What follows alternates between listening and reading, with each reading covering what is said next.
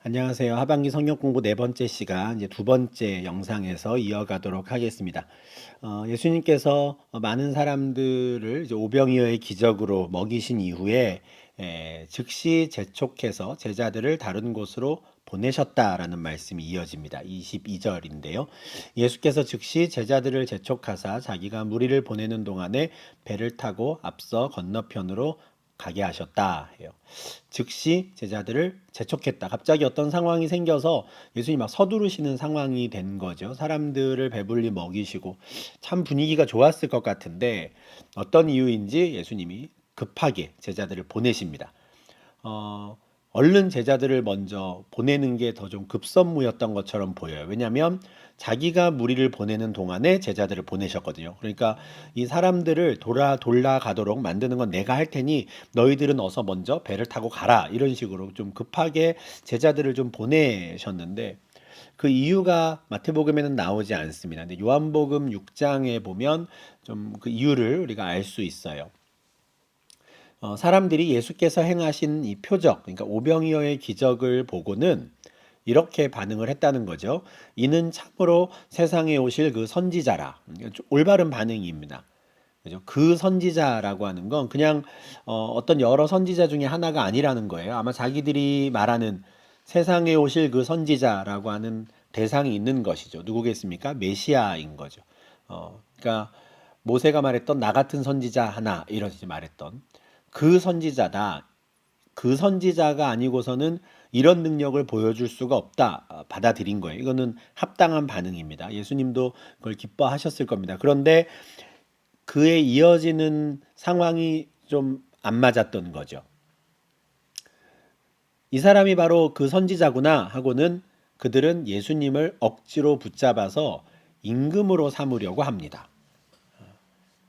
이런 상황 속에서 예수님은 제자들이 이 분위기에 휘말리지 않기를 바라셨던 것 같아요. 사람들이 갑자기 저 사람이 우리의 왕이 되면 우리가 굶어 죽지 않겠구나. 저 예수를 저 선지자를 바로 우리의 왕으로 삼자라고 사람들의 분위기가 일어나니 예수님이 급해지신 겁니다. 얼른 제자들을 보내시고 이들은 내가 보내겠다 하는 거예요. 제자들이 이 분위기에 휘말리면 힘들어질 것을 아셨기 때문이죠. 그래서 제자들을 얼른 재촉하셔서 배를 태워서 건너편으로 보내셨어요. 그리고 예수님은 무리를 다 보내신 후에 기도하러 따로 산에 올라가셨다 합니다. 그러니까 제자들을 보내시고 무리들을 다 보내고 상황을 정리하시고는 따라가지 않으신 거 혼자 기도하러 가셨다거든요. 어, 제자들을 급히 보내신 거는 사람들이 지금 예수님을 붙잡아서 왕으로 삼으려고 했는데 아직은 때가 아닌데 여기에 이제 제자들이 휩쓸리면 안 되기 때문에 급히 보내셨다 우리가 생각을 할 수 있는데 그럼 왜 예수님은 왜 혼자 따로 산에 가셨을까? 뭘 기도하러 가셨을까? 왜 제자들을 쫓아가지 않으셨을까? 아마도 예수님께서 시험에 들지 않게 기도하러 산에 올라가셨던 게 아닌가 싶어요. 이 시험에 들지 않는 것, 이것이 예수님께서 이 땅에서 사역하실 때 아주 큰 기도 제목이었다고 이제 저는 생각을 하는데, 왜냐하면 우리가 예수님이 하나님의 아들이신 것만을 생각하면 예수님은 아무런 시험도 없고, 뭐 그냥 근심도 없고 이러셨을 것이다. 모든 걸 다 그냥 척척 잘 하셨겠지. 우리가 이렇게 생각을 하지만, 예수님은 또한 완전한 사람이셨거든요. 참 하나님이시며 참 사람이십니다. 참 사람이라는 말은 우리가 느끼는 유혹과 감정을 똑같이 느끼신다는 거예요. 다만 죄를 범하지 않으실 뿐이지 그 감정은 똑같이 느끼시는 거예요. 유혹은 똑같이 받으시는 겁니다. 사람들이 저 사람을 우리의 왕으로 삼자, 임금으로 삼자라고 막 열광하는 그 분위기에 사람이신 예수님은 흔들리실 수 있는 거죠. 그런데 거기에 흔들려서 넘어가면 안 되는 겁니다. 시험에 들지 않아야 하는 것이죠. 그래서 반드시 시험에 들지 않게 깨어 기도하기 위해 따로 산에 올라가신 것 아닌가 싶어요. 예수님이 왕이 되시면 어떤 문제가 생길까요? 예. 사실은 마태복음 4장 3절에서부터 처음 사탄이 예수님을 찾아와서 시험했을 때부터 사탄은 쉬운 길을 가라고 예수님을 자꾸 시험을 했었습니다. 시험하는 자가 예수께 나와서 네가 만일 하나님의 아들이거든 명하여 이 돌들로 떡덩이가 되게 하라 이랬단 말이죠. 이 돌로 떡을 만들어서 빵을 만들어서 먹으면 너가 하나님의 아들인 거 인정해 줄게 이러는 거예요. 두 번째 시험이 뭐였습니까? 예루살렘 성전에 데리고 올라가서 네가 만일 하나님 아들이면 여기서 뛰어내려. 내가 성경을 보니까 그때 사탄이 성경을 인용하잖아요. 그가 너를 위하여 그의 사자들을 명하시리니 그들이 손으로 너를 받들어 발이 돌에 부딪히지 않게 하리로다. 이런 말씀이 있더라. 근데 지금 예루살렘 꼭대기 성전 꼭대기에서 밑에를 보면 사람들이 막 많이 왔다 갔다 하고 있었을 거거든요. 너가 만약에 그냥 딱 뛰어내렸는데 사람들은 놀라서 소리를 지르겠지만 하나님이 천사를 보내셔서 너의 발을 딱 붙잡아 준다면 그러면 그곳에 있는 모든 사람들이 단번에 네가 하나님의 아들인 걸 알게 될 거야. 그냥 뛰어내려 라고 유혹을 했어요. 뭐냐면 예수가 하나님의 아들인 걸 그냥 쉽게 사람들이 인정할 수 있도록 쉽게 알 수 있도록 하는 길이 있어. 이렇게 가. 쉬운 길을 가. 이 유혹이었거든요. 이때도 예수님께서 말씀으로 물리치셨죠. 그런데 비록 이 오병이어의 기적 그리고 그 이후에 나타난 사람들의 반응에 사탄이 직접적으로 보이진 않지만 그는 계속해서 예수님을 시험하는 겁니다.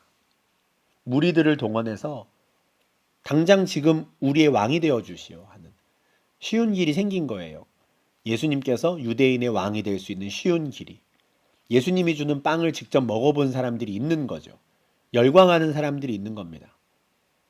그런데 만약에 예수님이 그 쉬운 길을 가시면 어떻게 됩니까?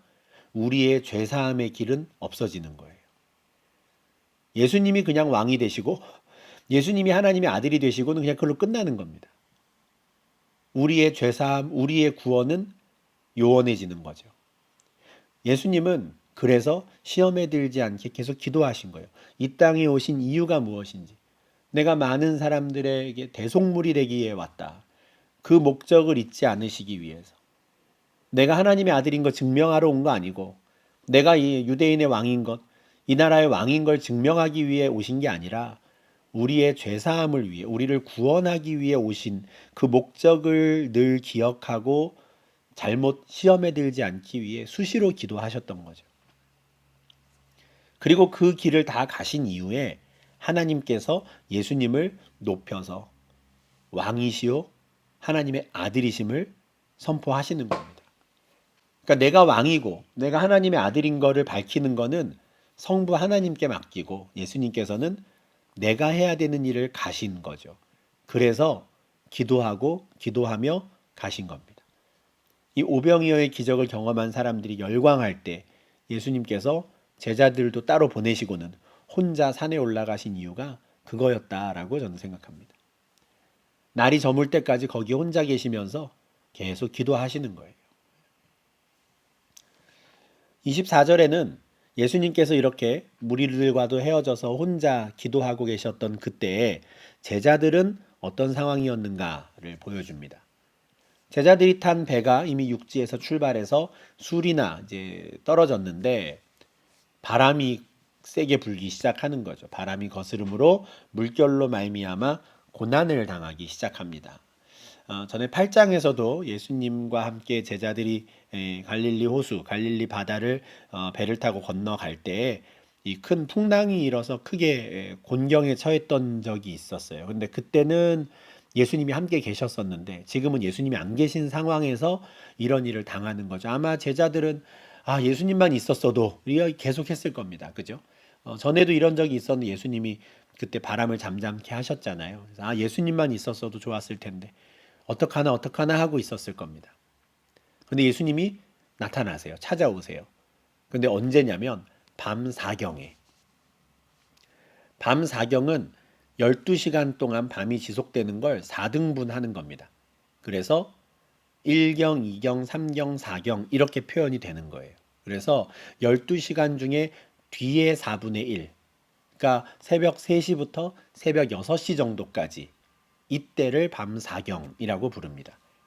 그러니까 제자들이 날이 저물기 시작했을 때 배를 타고 출발했는데 거의 밤새 그 호수 위에서 큰 갈릴리 바다 위에서 고생을 하고 있었던 거죠.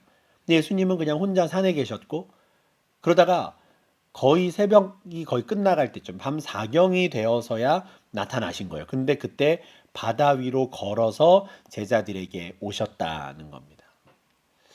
예수님이 분명히 좀 알고 계셨을 것 같거든요. 바다 위의 상황을. 근데 계속 혼자 계셨어요. 어. 예수님이 좀 이런 행동을 하실 때가 있습니다. 요한복음 11장 6절에서도 예수님이 사랑하시는 나사로가 병들었다라는 말씀을 들으시고도 이틀을 더 계세요. 어. 마치 나사로가 그냥 죽을 때까지 기다리시는 것처럼. 참 우리도 이런 일들을 겪으면 참 힘듭니다. 그죠? 우리가 예수님께 하나님께 도움을 구하고 하나님 지금 좀 당장 하나님의 능력을 나타내 주십시오. 우리는 이렇게 간구하는데 아직은 때가 아니야 하면서 예수님이 가만히 계실 때 우리가 참 힘든 순간들인데 그런 때가 있는 거죠. 예. 요한복음 11장도 그렇고 바다 위에서 풍랑을 만나 씨름하던 제자들의 상황도 그렇습니다. 밤새 씨름하고 있었는데 가만히 따로 계시던 예수님이 밤 사경에야 비로소 나타나셔서 바다 위로 걸어서 제자들에게 오셨어요. 밤새 씨름하던 제자들 얼마나 무서웠겠습니까? 풍랑 때문에도 고생하고 있는데 갑자기 저기서 누군가가 걸어오는 거예요. 바다 위로. 당연히 제자들 반응은 어떻습니까? 놀라서 유령이라 하며 무서워하고 소리 지르죠. 난리가 났겠죠, 말 그대로. 우리로 치면 이제 귀신이다 하면서 난리가 났을 겁니다. 예수님께서도 즉시 대답해 주세요. 즉시가 중요하죠. 그러니까 지금 그 제자들의 마음을 아시는 거예요. 그동안 밤새 두려웠고 지금 갑자기 나타난 예수님을 귀신으로 생각하는, 유령으로 생각하는 그 마음을 아시고 즉시 대답하십니다. 안심하라, 나야. 두려워하지 마 하는 거죠. 이거 아마 큰 소리를 지르셨을 것 같아요. 풍랑 가운데 제자들이 듣기가 어려웠을 테니까 정말 큰 소리로 안심해라, 나다. 두려워하지 말아라, 겁내지 말아라 하셨겠죠. 이 말을 듣는 순간 베드로가 이렇게 대답을 하거든요. 주여 만일 주님이시거든 나를 명하사 물 위로 오라 하소서 해요. 예수님의 이 말씀 안심해라 나야 두려워하지 마라고 한 그 다음에 베드로가 이렇게 대답을 했다는 건 어떤 일이 벌어진 거냐면 예수님의 말씀을 듣고 정말 제자들이 안심한 겁니다. 두려움이 사라진 거예요. 예수님이 나타났어 라고 하는 그 순간 제자들은 안심했습니다. 여전히 풍랑은 있었고 뭐 난리난 상황은 달라지지 않았는데 예수님이 나타난 순간 이들은 두려움이 사라진 거예요. 왜냐하면 아마 앞선 8장에서의 경험이 있었기 때문일 겁니다. 예수님께서 풍랑을 잠잠하게 하셨던. 그래서 아마 밤새 자기들끼리 있으면서 예수님만 있었으면 이런 얘기를 했을 텐데 정말 그 예수님이 나타나셨거든요. 그러니 됐다 했겠죠. 됐다. 그러니까 안심했을 겁니다. 그러니 베드로와 같은 이런 말이 가능한 거예요. 주님, 진짜 주님이면 저도 한번 물 위를 걷게 해주십시오. 이러는 거죠.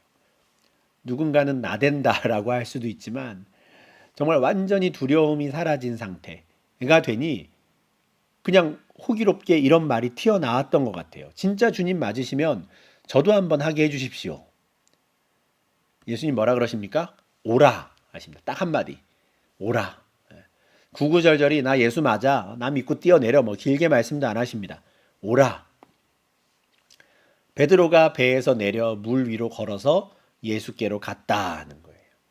예수님이 오라 하시니 베드로가 물 위로 걸어서. 이 부분은 꼭 상상을 한번 해보셔야 됩니다. 베드로가 배에서 딱 뛰어내렸거든요. 그런데 물 위에 딱 서는 겁니다. 베드로도 놀랬을 거고요. 배 위에서 보고 있던 다른 제자들 난리가 났겠죠. 환호성을 질렀을 겁니다. 와 하면서 너무 신기했겠죠. 배에서 뛰어내렸는데 풍랑이 있는 물 위에 베드로가 서는 거죠. 그리고 예수님께 가는 겁니다. 예수님께. 놀라운 일이 벌어졌습니다. 예수님께서 당신이 하고 계신 그 일을 제자도 똑같이 할 수 있도록 능력을 주신 거예요. 10장 1절에서 예수님께서 12제자를 부르사 더러운 귀신을 쫓아내며 모든 병과 모든 약한 것을 고치는 권능을 주셨죠. 그리고 어떻게 하셨습니까? 예수님이 하셨던 것을 그대로 할 수 있게 하시는 거예요. 앞에 오병이어의 기적에서도 제자들에게 있는 것을 가져오라. 가져왔더니 예수님이 그걸 어떻게 합니까? 제자들에게 주셨고 제자들이 사람들에게 음식을 나누어 주었죠. 똑같은 일이 벌어지는 겁니다. 예수님께서 하시는 그 일을 제자들도 할 수 있도록 권능을 주시고 그 권능을 받은 제자들이 같은 일을 해요. 베드로는 예수님이 걷는 것처럼 똑같이 무리를 걷는 사람이 된 겁니다. 요한복음 14장 12절에 내가 진실로 진실로 너희에게 이르노니 나를 믿는 자는 내가 하는 일을 그도 할 것이요 또한 그보다 큰 일도 하리니 이는 내가 아버지께로 감이라. 내가 진짜로 하는 이야기인데 이런 뜻이거든요. 나를 믿는 자는 내가 하는 일을 그도 한다. 예수님이 가르치고 전하고 치유하는 사역을 했는데 제자들도 그 일을 하죠. 예수님이 바다 위를 걸으셨는데 무리를 걸었는데 베드로도 무리를 걷습니다. 지금은 어떻습니까? 우리는 예수를 믿는 자예요. 우리가 예수님이 하신 일을 합니까? 우리는 어찌 우리가 감히 예수님보다 더 잘했느냐 못했느냐를 말하는 게 아닙니다. 예수님이 하신 일을 우리가 하느냐 하지요. 예수님께서 이 땅에서 천국 복음을 가르치고 전파하고 치유하셨는데 우리도 이 땅을 살면서 복음을 전하고 가르치고 치유하는 사역을 하는 겁니다. 비록 나 혼자 내가 직접은 못하더라도 공동체 가운데 우리 공동체를 통해서 그 일을 함께 하는 거죠. 나를 믿는 자는 내가 하는 일을 그도 할 것이요. 심지어 어떻습니까? 그보다 큰 일도 할 거다. 예수님께서 더 큰 일을 남겨두시고 제자들에게 맡기셨잖아요. 그 일들을 제자들이 감당했습니다. 온 땅을 복음으로 덮는 일을 이제 남겨진 제자들, 예수를 믿는 자들이 한 것이죠. 예수님이 하신 일을 했고 그보다 큰 일도 하리라 된 겁니다. 베드로가 지금 물 위를 걷는 것도 마찬가지예요. 예수에 대한 믿음을 가지고 있으니 예수님이 물 위를 걸으신 것처럼 베드로도 물 위를 걷는 겁니다. 그런데 그렇게 가다가 문제가 생겨요. 바람을 보고 무서워 빠져가는지라. 그의 눈에 바람이 들어왔어요. 풍랑이 보이기 시작했어요. 딱 뛰어내려가지고 갈 때에는 예수님을 보고 갔는데 여전히 몰아치고 있는 바람이 어느 순간 눈에 들어오는 겁니다. 풍랑이 들어와요. 예수에 대한 믿음이 약해진 것 같아요. 사라진 것 같아요. 그러다 보니 어떻습니까? 다시 두려움이 생겼어요. 원래는 그 두려움이 없었거든요. 무서움이 없으니 저도 그거 하게 해주세요 이랬는데 이제는 무서워졌어요. 그래서 점점 빠져가죠. 이것도 참 특별한 표현인데 갑자기 풍덩 빠진 게 아닌 거예요. 빠져가는 중이에요. 걸어가는데 발목이 잠기고 무릎이 잠기고 뭐 허벅지가 잠기고 이랬겠죠. 너무 무서워서 어떻게 합니까? 소리를 질러요. 주여 나를 구원하소서. 저도 그런 설교를 한 적이 있고 아마 많은 분들이 이 장면을 설교하면서 우리가 항상 시선을 예수님께 두어야 합니다. 그렇지 않으면 물에 빠집니다. 옆에 있는 삶의 어려운 환경들, 우리의 환난들의 시선을 맞추면 우린 두려워집니다. 그러지 말고 우리의 시선을 예수님께 고정해야 합니다. 라고 하는 설교를 들어보신 적이 있을 겁니다. 충분히 적용 가능하고 말씀드린 대로 저도 그렇게 설교하기도 했습니다. 근데 성경 공부를 좀 준비하다 보니까 이번에는 베드로가 주여 나를 구원하소서라고 외쳤던 게 더 눈에 잘 들어오더라고요. 이거구나 싶었습니다, 사실. 우리가 이 연약한 육신을 가지고 살다 보면 바람을 보고 무서워 빠져가는 때가 있죠. 한두 번 있는 게 아니라 늘 있습니다. 빈번히 일어나죠. 그런데 그때 나는 가망이 없나 보다. 내가 또 이랬네. 내가 또 그냥 믿음이 없었네. 날 구원받은 자 아닌가 보다. 그러면 안 된다는 거예요. 그런 일이 생길 수 있어요. 생길 거예요. 무서운 순간이 생길 겁니다. 그런데 그때 우리는 다른 거 아니고요. 주여 나를 구원하소서 하고 외쳐야 합니다. 베드로가 이걸 참 잘한 거예요. 비록 그가 예수님을 끝까지 바라보지 못하고 바람을 본 거는 참 아쉬운 일이었지만 그럼에도 불구하고 점점 빠져들어가는 상황에서 동료들에게 어서 밧줄을 던져달라고 한다거나 얼른 막 헤엄쳐서 배로 향해 가거나 이러지 않고요. 주여 나를 구원하소서 했다는 게 이게 정말 잘한 일입니다. 심지어 다윗도 넘어졌잖아요. 넘어졌다고 표현하기가 어려울 만큼 큰 죄를 지었죠. 간음, 살인, 거짓 증언, 온갖 복합적인 죄를 지었습니다. 밧세바의 아내를 범하고 그걸 은폐하기 위해서. 그런데 나단 선지자가 그 죄를 지적할 때 다윗이 어떻게 했습니까? 그 죄를 인정하고 자백하죠. 오직 하나님께 용서를 구합니다. 주여 나를 구원하소서 하는 거죠. 시편 51편을 보면 얼마나 절실한 마음으로 아뢰는지 몰라요. 주님의 용서를 구하죠. 그게 다윗을 살리는 겁니다. 만약에 그렇지 않았다면, 내가 왕인데 이것도 못합니까? 이랬다면 다윗은 그냥 여느 왕과 똑같았을 겁니다. 근데 다윗이, 우리가 아는 그 다윗이 될 수 있었던 건 그 범죄한 순간에 또 용기를 내서 하나님께 구원을 요청했다는 거예요. 내가 이런 나를 하나님 용서하실 리 없어, 이러지 않고 또 용기를 내서 하나님께 부르짖었다는 겁니다. 베드로가 지금 그걸 한 거죠. 바람을 보고 무서워 빠져가는 상황에 주여 나를 구원하소서. 우리도 이렇게 해야 되는 것 같아요. 그렇게 부르짖으니 예수님 어떻게 하십니까? 즉시 손을 내밀어 그를 붙잡아 주십니다. 예수님이 또 즉시 빠르게 움직이시잖아요. 아까 전에 안심하라 나야 라고 하셨던 것도 즉시 대답해 주셨었는데, 이번에도 즉시 빠져가는 베드로가 주여 나를 구원하소서 할 때 모른 척 안 하시는 거예요. 일단 그를 붙잡아 일으키십니다. 끄집어내세요.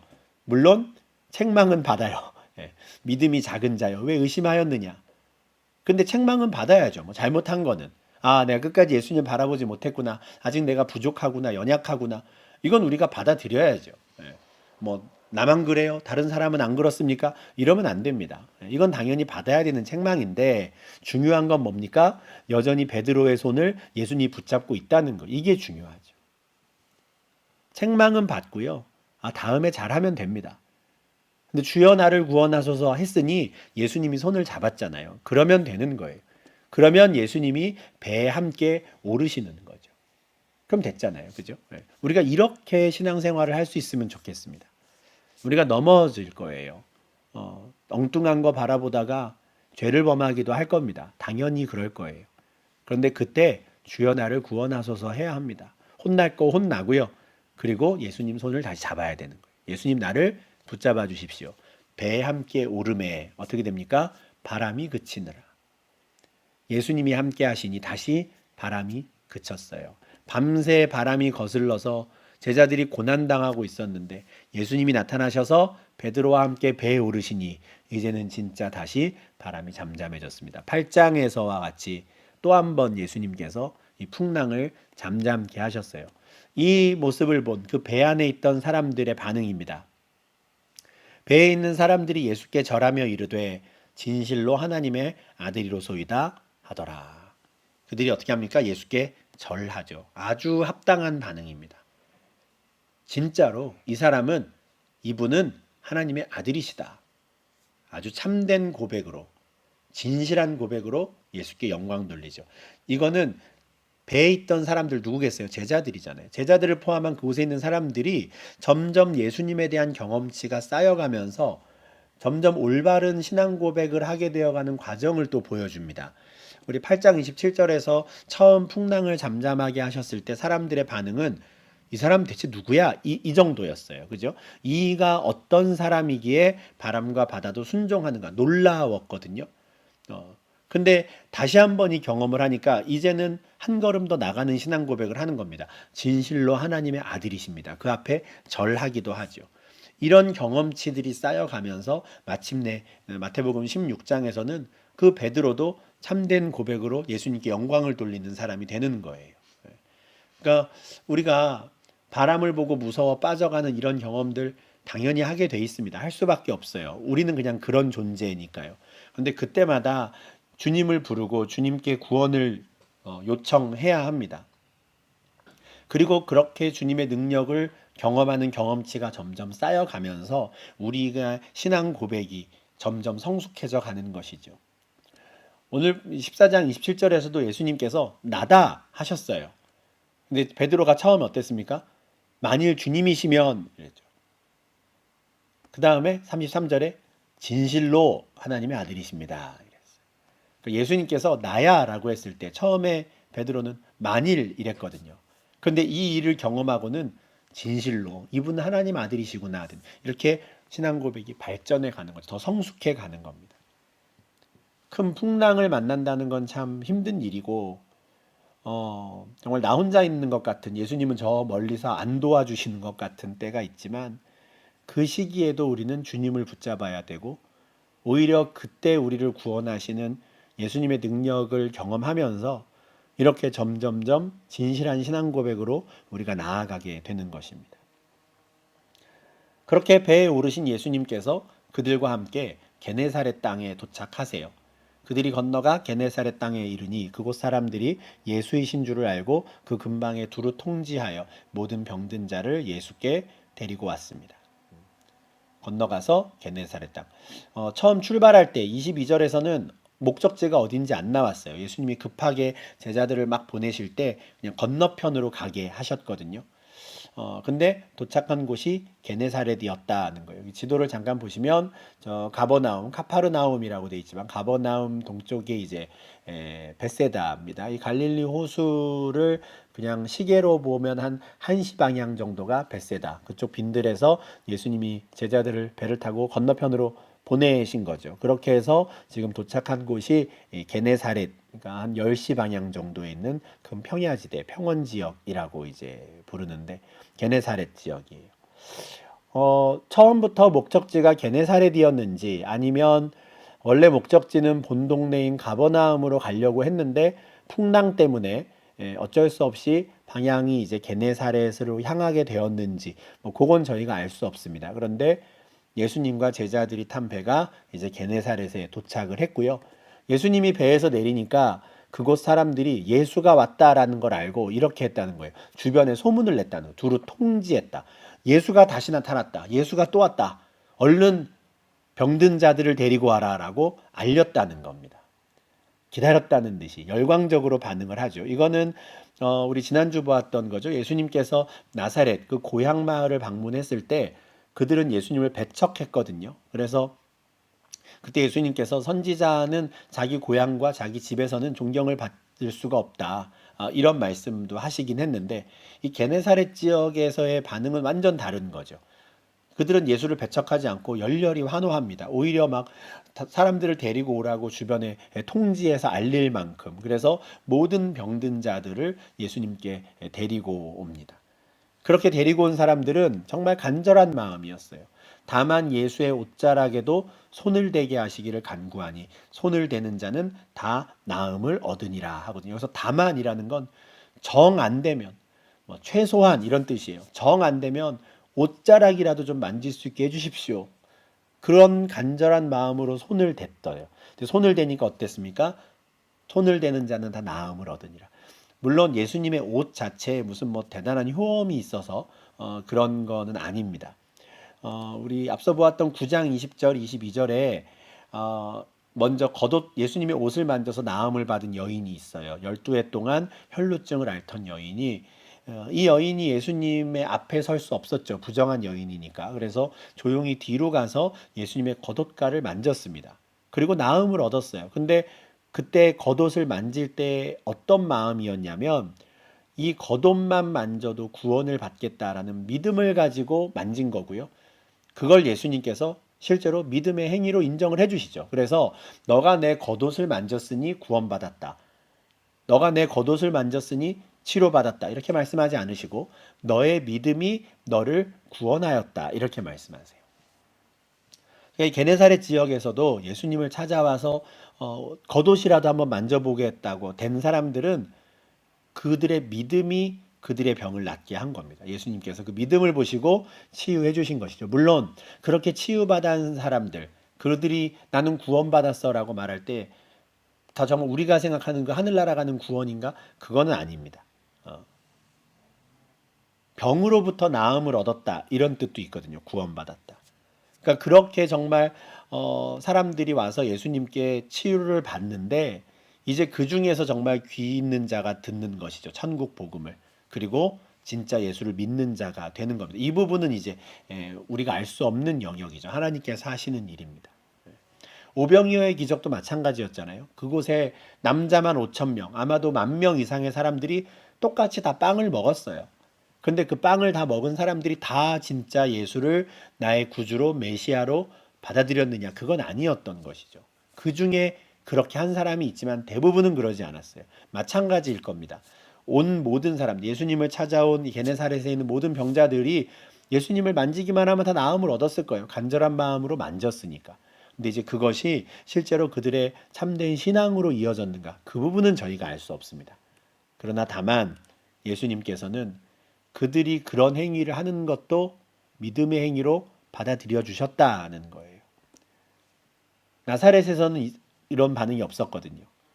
그들은 그냥 처음부터 믿을 마음이 없었습니다. 예수님에 대한 믿음이 없었어요. 그냥 구원에 대한 믿음은 둘째치고 뭐 병고침이라든지 아니면 저 사람으로부터 우리가 천국 복음을 좀 들을 수 있을까라든지 하는 이런 류의 믿음도 없었던 사람들이죠. 그러니 예수님이 그곳에서 많은 능력을 행하지는 않으셨다라는 겁니다. 어떤 마음으로 예수님의 사역을 바라보는가, 예수님 말씀을 듣는가에 따라서 너무 다른 결말이 나는 것이죠. 누군가는 그래도 혹시 저 사람이 다윗의 자손일까? 저 사람이 메시아일까라는 눈으로 가서 듣고 보고 경험하다 보니 점점 그 신앙 고백이 성숙해져 가는 사람도 있어요. 처음에는 이 사람이 누구길래 풍랑을 잔잔케 하느냐 했다가 또 한 번 그 경험을 하니 진실로 하나님의 아들입니다. 한 걸음 나아가듯이. 어떤 사람은 믿음을 가지고 이 병만 좀 고쳐주십시오 했는데 그 경험 이후에 또 다른 경험, 또 다른 경험, 하나님의 능력을 경험하면서 참된 고백으로 나아가는 것이죠. 출발이 중요합니다. 어떤 마음으로, 어떤 관점으로, 어떤 생각으로 예수 그리스도를 바라보는가. 완악한 마음으로 바라보는 자들, 그들은 보아도 보지 못하는 자들이고 들어도 듣지 못할 겁니다. 그들의 마음이 일단 완악하니까요. 너무 딱딱하니까요. 마치 길가에 뿌려진 씨앗처럼 그냥 파고들 수가 없는 겁니다. 그러면 안 됩니다. 믿음의 눈으로 예수 그리스도를 바라보고 믿음의 눈으로 예수 그리스도의 말씀을 들어야 우리가 더욱더 성숙한 신앙 고백으로 예수께 참된 영광을 돌릴 수 있습니다. 네, 이렇게 해서 우리 마태복음 14장 말씀 마무리하면 좋겠습니다. 14장 후반부에는 예수님께서 이제 다시 한번 바다를 잠잠케 하신 것, 베드로와 함께 물을 위를 걸으신 것, 이 기적과 또 게네사렛에서 계속해서 병든 자들을 고치신 치유 사역에 관한 말씀을 보았는데 지금 예수님께서는 계속 사역을 하고 계신 중이고요. 예수님과 함께하는 자들은 점점 더 깊은 신앙의 고백으로 지금 나아가고 있는 중입니다. 그렇게 예수님이 제자들을 훈련시키고 계신 거죠. 양육 과정 중에 있으신 겁니다. 네, 이렇게 14장 마무리하고요. 이제 다음 주에 또 15장 말씀 이어가도록 하겠습니다. 네, 오늘도 두 개의 영상 또 계속 함께 하셨는데요. 오랜 시간 함께 해주셔서 감사합니다. 다음 시간에 계속 이어가도록 하겠습니다.